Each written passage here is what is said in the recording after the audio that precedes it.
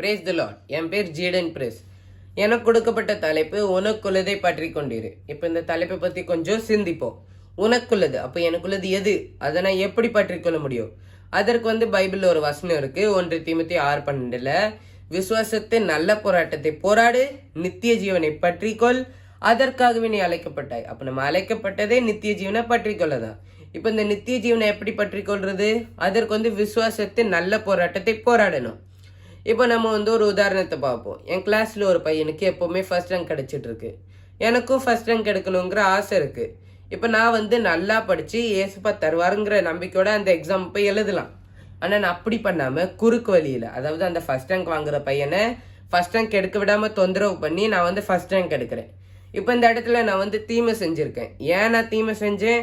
ஏன்னா எனக்கு first rank கிடைக்குங்கிற நம்பிக்கை இல்லாததுனால.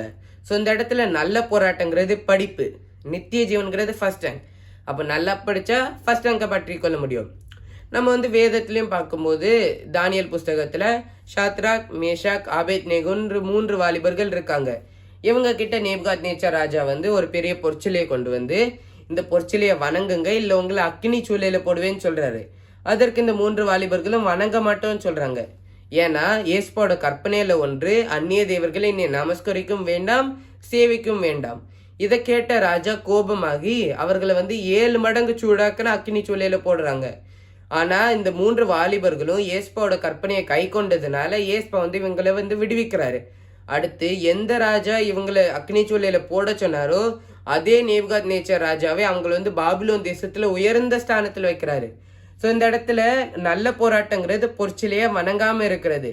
நித்திய ஜீவன்கிறது பாபிலோன் தேசத்துல உயர்ந்த ஸ்தானம். அப்போ இந்த பொற்சிலையை வணங்காம இருந்ததுனால பாபிலோன் தேசத்துல உயர்ந்த ஸ்தானத்தை பற்றி கொண்டாங்க.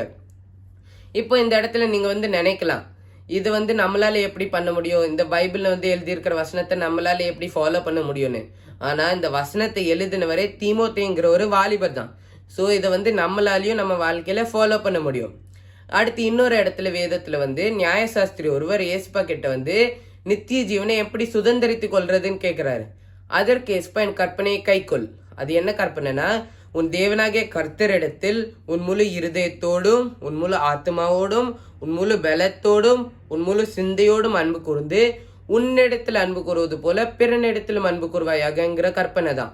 ஸோ இந்த இடத்துல நம்ம ஏசப்பாவோட கற்பனையை கை கொண்டா நித்திய ஜீவனை பற்றி கொள்ள முடியும். ஸோ விசுவாசத்தின் நல்ல போராட்டத்தை போராடுவோம், ஏசப்பாவின் கற்பனையை கை கொள்வோம், நமக்குரிய என்றென்றைக்கும் அழியாத நித்திய ஜீவனை பற்றி கொள்வோம். ஆமீன்.